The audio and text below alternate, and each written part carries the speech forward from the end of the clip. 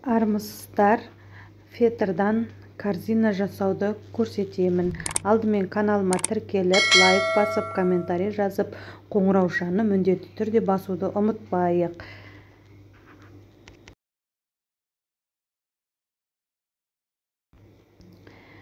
Осындай ұзын фетрімізді қиып аламыз. Өлшемдеріңіз өздеріңіз білесіздер. Мен 10-15 сантиметр, 20 сантиметр болу керек. Осының ені, осын астыңғы бөлігінде өзіміздің өлшерімізге қарап аламыз. Сосын айналдырып тігіп шығамыз. Бірінші алдымен қайшымызды алып, шашақ жасап аламыз. Қиғаштап қиып отырып, шашақ жасап аламыз.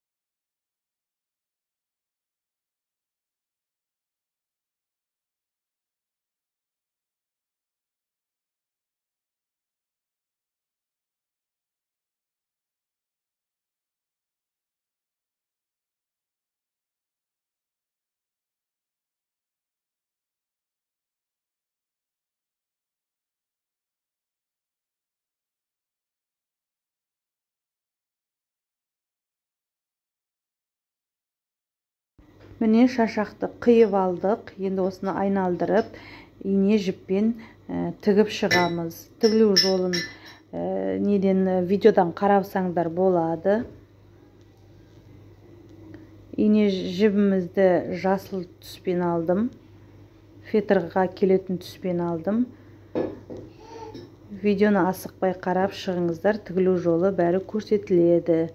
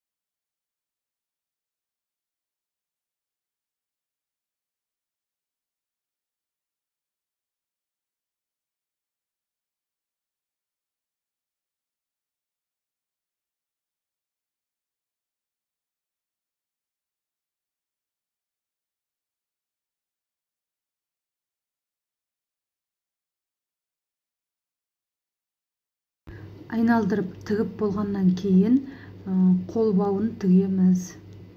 Екі жағында әдемілеп тігіп аламыз.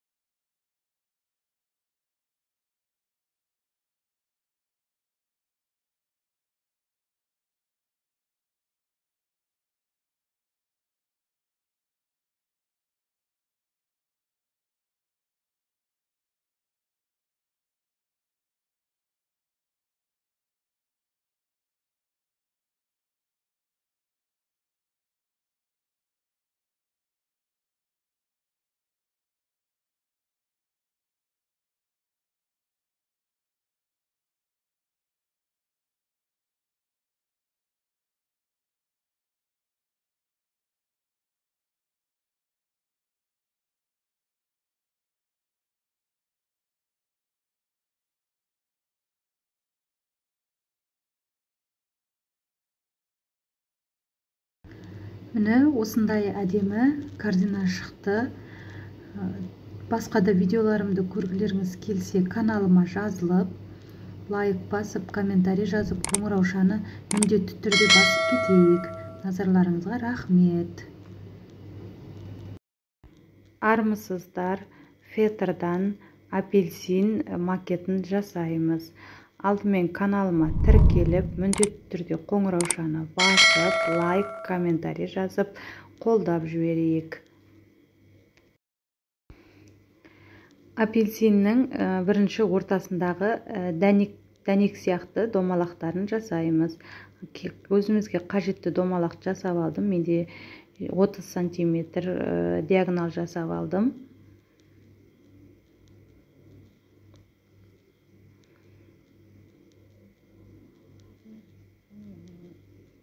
Осыны домалатып сызып алдым. Сосын астыңғы бөлігіне ақ фетрдан домалақ сызып алдым, оны қиып алам. Енді ортасындағы домаланып тұратын дәнегін шығарамыз. Ол үшін бірнеше бөлікке бөліп аламыз. Видеодан қарап отырсаңыз болады. Бәрі түсінікті көрсетілген.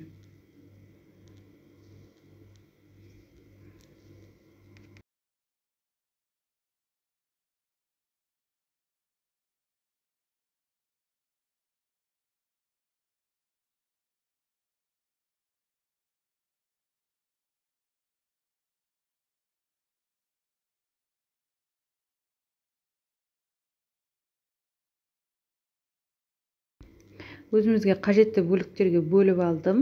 Енді осылай домалатып сызып аламыз. Барлық бөлігін өзіміз жаймен қолмен домалатып, диагоналын шығарып, сызып аламыз. Сосын оны қиямыз. Бөліктерге бөліп қиып аламыз.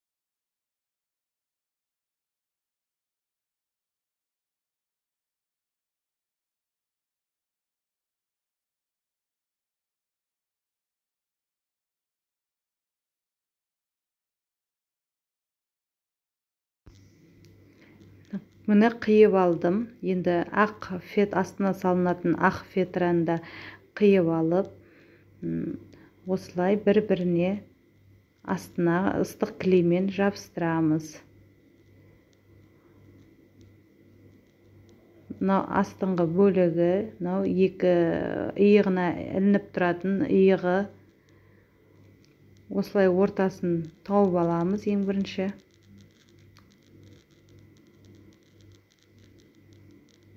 Ұшын басып, ортасын табу үшін шамалы жібермей отырып, ортасын тапқаннан кейін ортасын бормен белгілеп аламыз. Сол ортасы арқылы қиып алған сары домалақшамызды жабыстырамыз.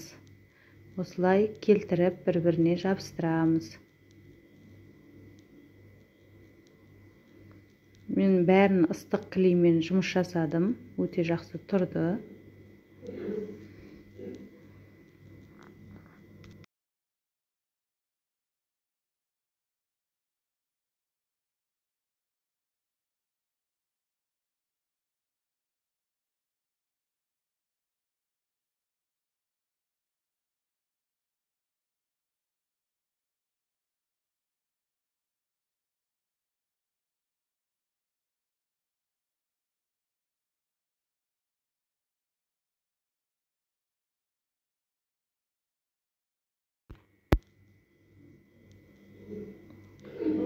Ыстық клейімізді алып, жақсылап ыстық клейімізді жағып,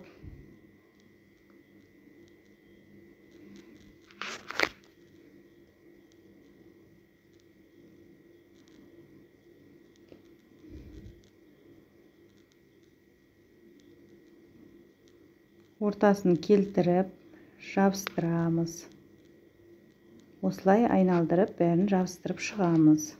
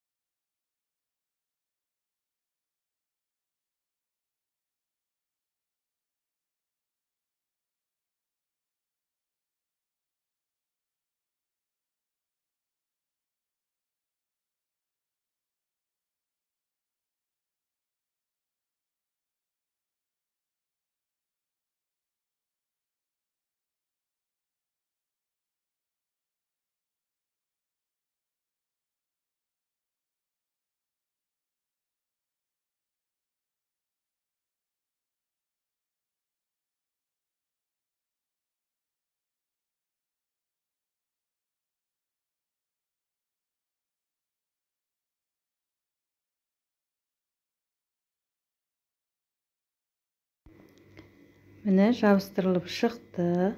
Жабыстырдық. Апельсиннің ортасы шықты. Енді артқы бөлігі оранжевый цветті бір-біріне беттестіріп, екі иығын ыңғайлатып келтіріп, ине жіппен тігеміз.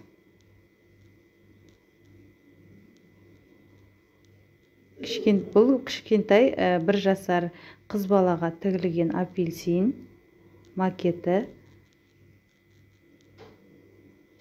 Екі иығын осылай тігеміз.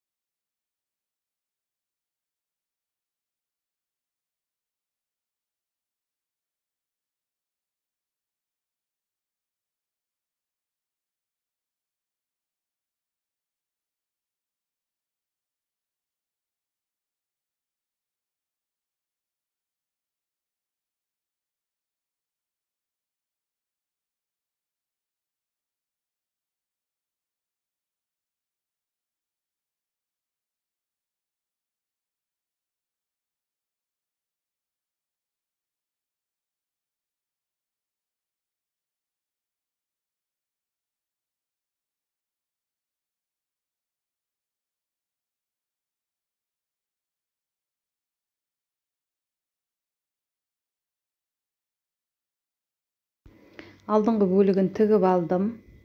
Енді артқы бөлігін тігеміз. Осылай ине жіппен, мен ине жіппен қолмен тіктім. Машинамен де тігуге болады, тігін машинасымен тігуге де болады. Ол өте әдемі болып тұрады.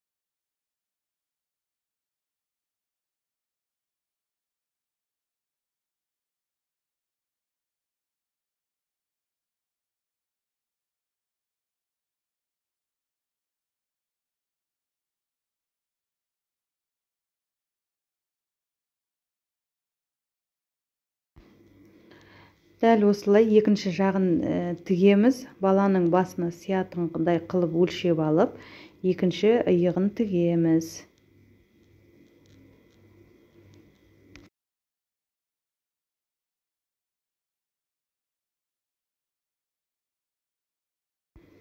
Міне осындай апельсин макеті шықты. Фетрдан жасалған, өте әдемі шықты.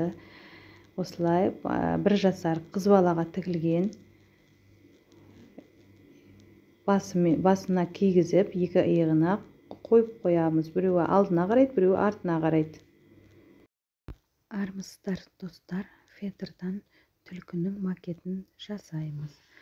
Алдымен каналыма тіркеліп, лайк басып, комментарий жазып, міндетті түрде қоңыраушаны басып кетейік. Ұзындығы 55 сантиметр. Осындай макетті өзім қолдан суретке қарап отырып жасап алдым. осындай ортасындағы іші болып есептелінеді. Қазір оны айналдырып тігеміз. Екі бөлік жасадым. Біреуі алды, біреуі арты. Ал мынау түлкінің басы. Ақтан жасалған құлағының астын, көздерін, мұрындарын клейлейміз. Ыстық клеймен клейлейміз.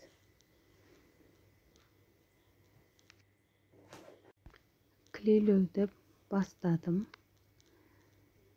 Екі мұрты бола ма, ұрты бола ма, соны клейлейміз. Астына өзіме белгілі болу үшін, дұрыс орналасу үшін бормен арнайы сызып алдым.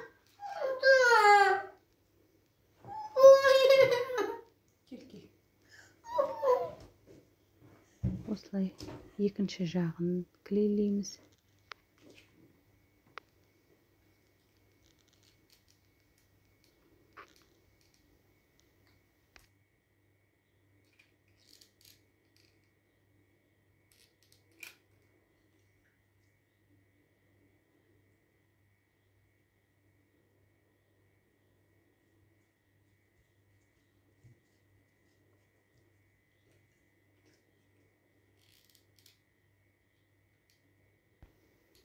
Сосын мұрнын клейлейміз.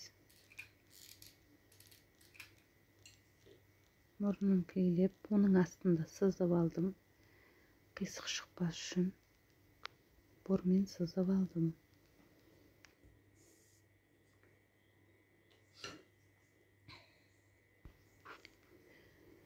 Екі құлағын клейлейміз. Асықпай отырып, ыстық клеймен. Құлақтың ішінде оны сызып алдым бормен. Қисық кетпес үшін бәрін астында кетіп қалады, ол білінбей қалады бор.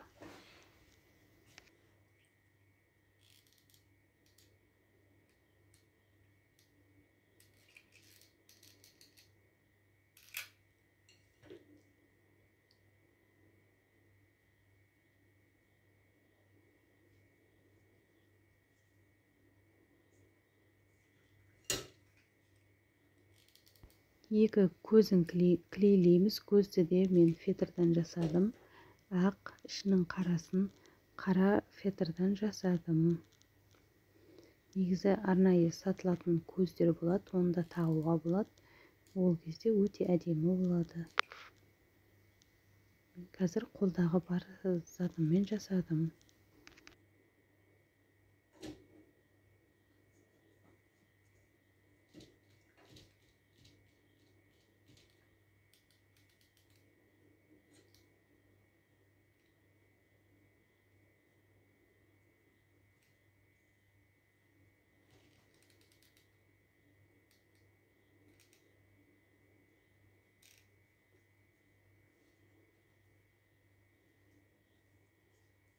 Міне осындай түлкінің басы шықты. Керемет. Түлкінің негізгі бөлігіне келеміз. Алдыңғы ішкі бөлігін жасаймыз. Мен оны өзім ине жіппен, қолмен тіктім. Іс машинасымен тігуге де болады. Мен қолмен тігіп шықтым.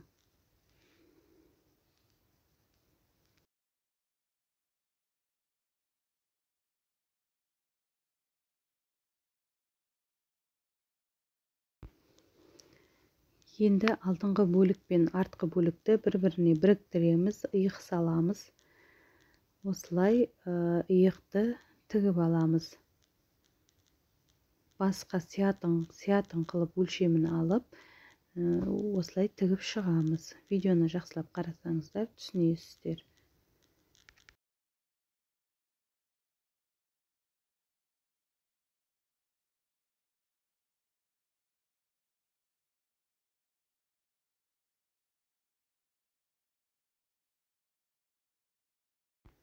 Түлкінің басымызға кию үшін оған да осындай басқа тағатын ұзынша жібін жасаймыз. Соны да фетрдан жасадым. екі артына липучканы қондырдым.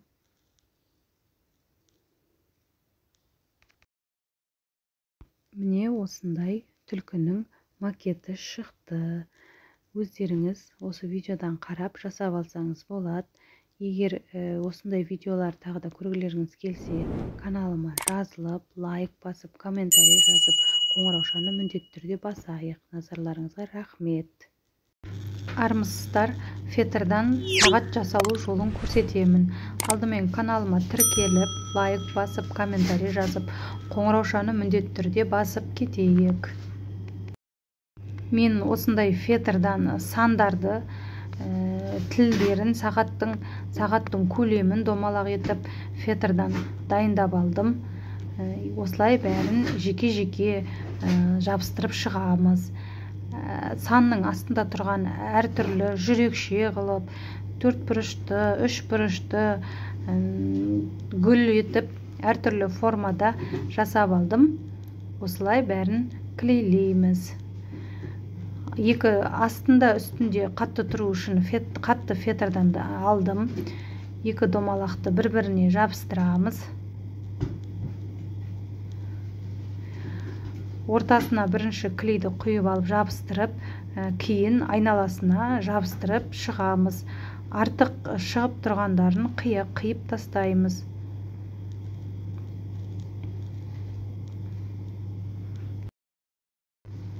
Сандарымызды орналастырамыз. 12, төменіне 6, жандарына 1, 2, 3, 4, 5, 6 мен 12-ні бір-біріне қарама-қарсы қоямыз. Жоғары төмен 7, 8, 9, 10, 11, 12. Осылай бәрін қойып шығамыз. Реттен келтіріп. Кейін тілін қойып қараймыз. Тілдің 3 тіл сандарды басып кетпей шетінде тұру керек. Соны бәрін келтіріп, қарап әбден нақтылап алғаннан кейін сандар жазылған фетрімізді алып, шетінен клейлеп жабыстырып шығамыз. Мен ыстық клей пайдаландым. Барлық сандарды осылай жабыстырып шығамыз.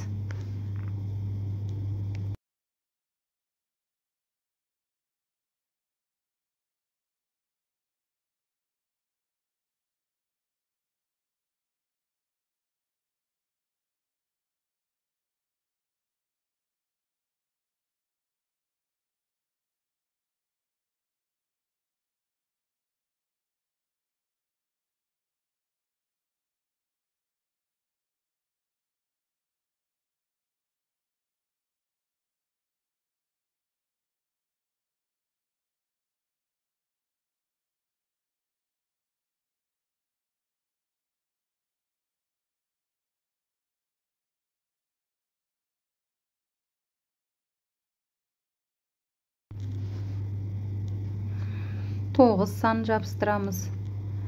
Осылай сандарды жабыстырып шығамыз. 10, 11, 12 барлық сандарды жабыстырып шығамыз. Алдымен осындай фигуралы жүрекше, гүл, домалақ, 4 бұрышты, 3 бұрыштының үстеріне сандарымызды жабыстырып аламыз. Бірінші ыстық клеймен, содан кейін барып фигурамызды домалақ сағаттың үстіне жабыстырамыз. Енді тілін жабыстырамыз. Тілін өлшемін дұрыстап алып, үстін басып кетпес үшін осылай өлшеп аламыз. Ең бірінші бормен ортасын тауып, осыдан кейін тілдерімізді жайлап жабыстырамыз. Санды басып кетпеу керек. Осылай 3 тілді әрбір сандарға қаратып клейлеп шығамыз.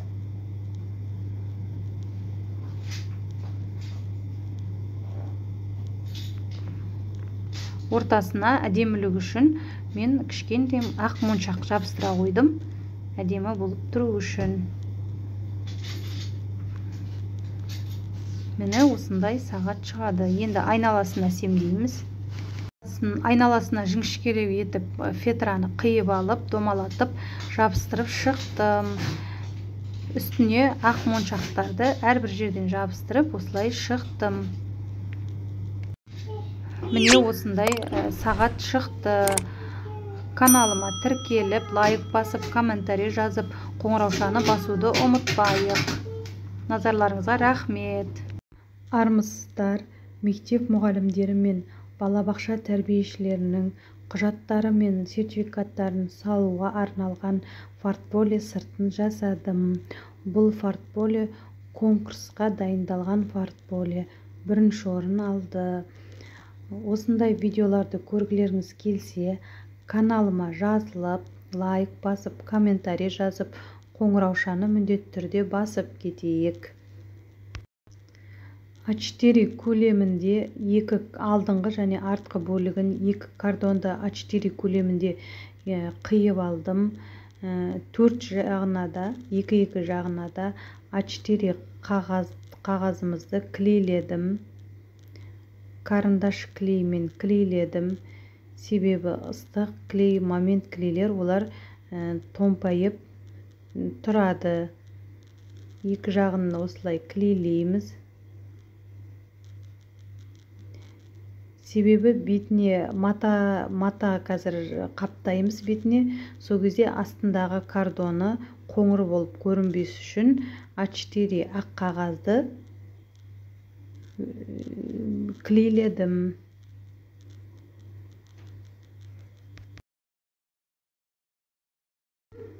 Екінші бөлігіне де А4 қағазды клейледім карандаш клеймен. Негізі карандаш клейіміздің түсі түссіз гелевый деп аталады. Сондай болса негізі өте жақсы клейленеді. Менің клейлегенім ақ түрі, бірақ жақсы клейленді, бірақ гелевый түрі өте жақсы клейленеді карандаш клейдің.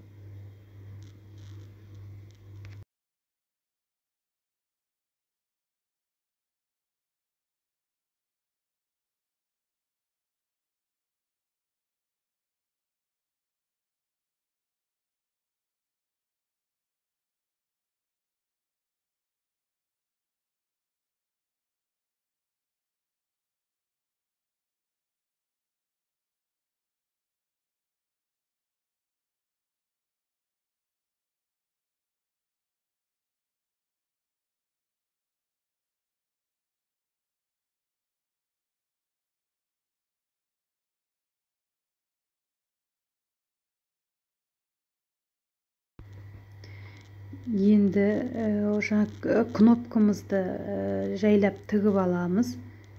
Бірінші матамызды картонға жабыстырмастан бұрын осындай кнопкамызды көрінбейтін жіппен асықпай жайлап отырып тігіп аламыз. Осылай тігіп аламыз.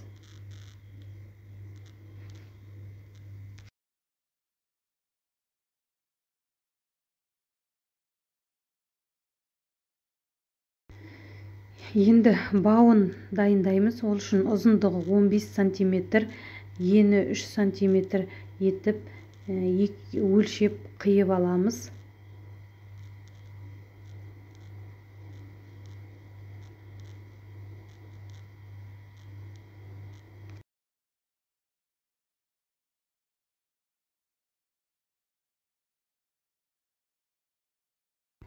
Бауы жақсы тұру үшін мен астына екі матаның ортасына фетра салдым. Фетраны ені 3 емес, уже 2,5 қылып аламыз. Себебі фетраға матаны клейлейміз. 2,5 қылып алып, ұзындығын 15 емес, енді екі жағынан 1 см-ден азайтамыз. Сол кезде 13 см қылып аламыз. Себебі матаны фетраға қаптаймыз, клейлейміз.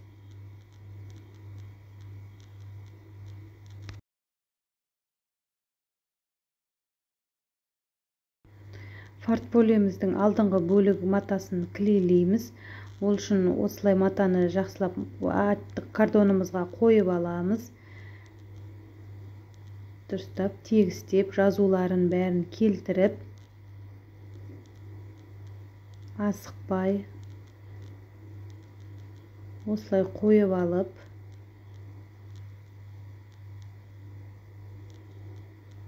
жайлап ыстық клеймен клейледім. Ыстық клеймен клейлеп шығамыз. Ыстық клейімді бірінші кардонға емес, матаға жағып алдым. Осылай 4 жағын ортасынан бірінші клейлеп аламыз. Себебі мата жылжып кетпеш үшін ұстап тұрады. 4 жағын осы видеодан жақсылап асықпай отырып қараңыздар.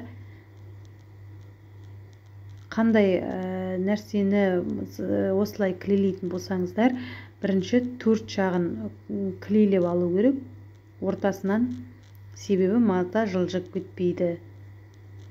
Сосын қалған бөлігін клейлейсіздер.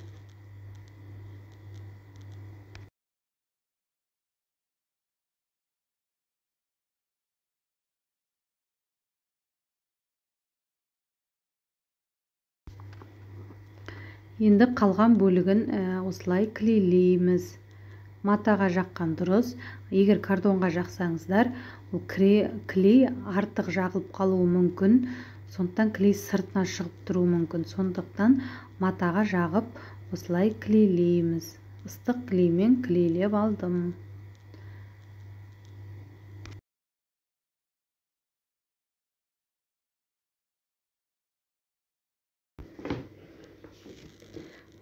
Осылай жақсылап, асықпай, матаға клейді құйып, асықпай клейлеп шығамыз. Бірінші 2 жағын клейлеп аламыз. Себебі бұлай маталар жылжып кетпес үшін. Содан кейін жоғары төмен жағын клейлеп, жақсылап. Содан кейін бұрыштарын клейлейміз.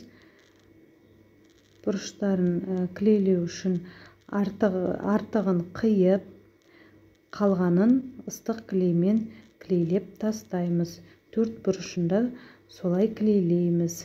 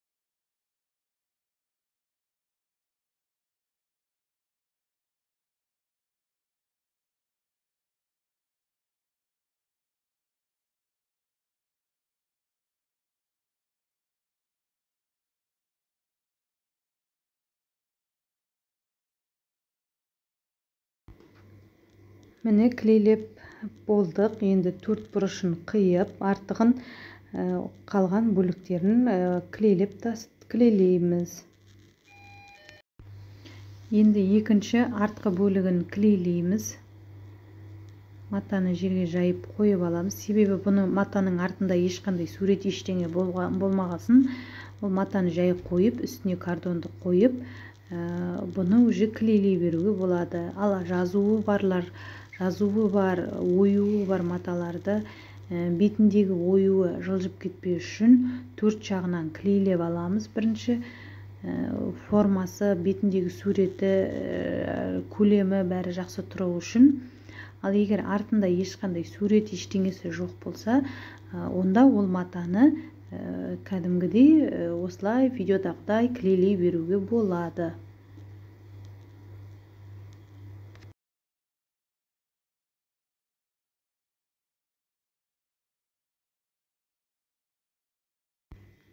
Артқы бөлігіндегі мата таза мата, ешқандай суреті жоқ.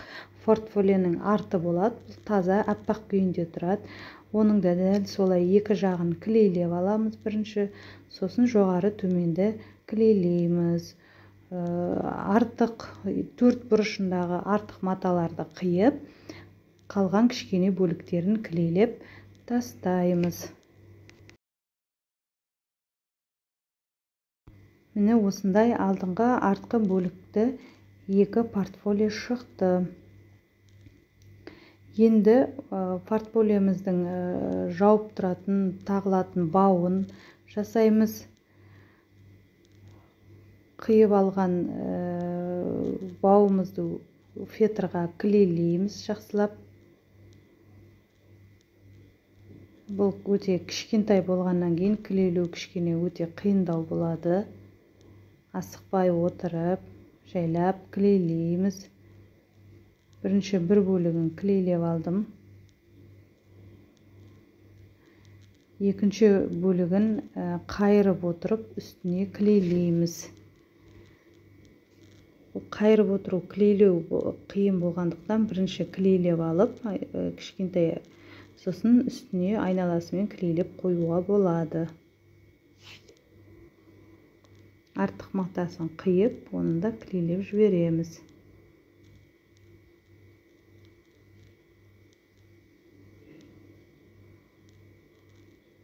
Міне осындай жабысатын түр. Екінші үстіңгі бетін клейлемес бұрын ең бірінші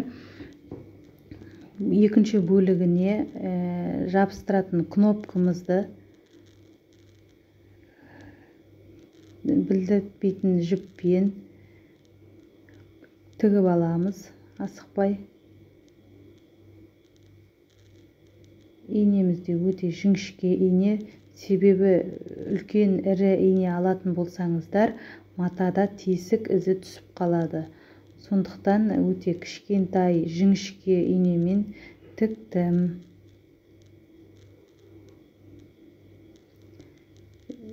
Матаға тікпесең, арнайы барып тестірсең, ол жарамайды екен. Себебі аппарат матаны жыртып жібереді екен. Сондықтан асықпай отырып тіктім. Бұның да фурнитура сататын жерде қолмен тесіп жабыстыратын түрі негізі болады екен. Сол түрінде алуға болады.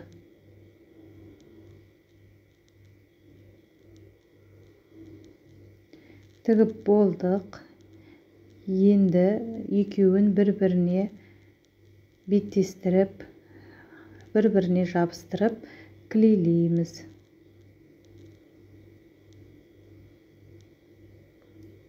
Бірінші бір жақ шетін клейлеп, бетпе-бет, бір-бірінен артық, кем болмау керек, дәлме-дәл келіп тұру керек.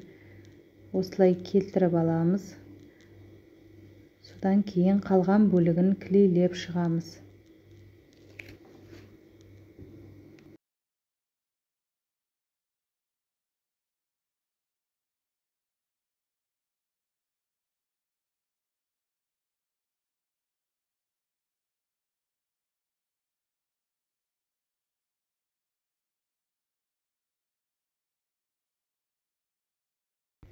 Артық шығып тұрған маталарын кішкентай қайшымен, ұшты қайшымен кішкене ішіне кіргізіп жіберіп, клейлеп жібереміз. Себебі артық ештеңе көрінбеу керек, әдемі тұру керек.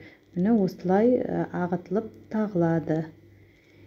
Енді жаңа тігілген бауымызды артқы бөлігіне бетіне мата жабыстырмас бұрын клейлеп, жақсылап клейлеп аламыз. Осындай қылып жақсылап клейлеп аламыз. Осылай тағылады, кнопка тағылады. Мына портфолионың астына сертификаттары, құжаттары салынады.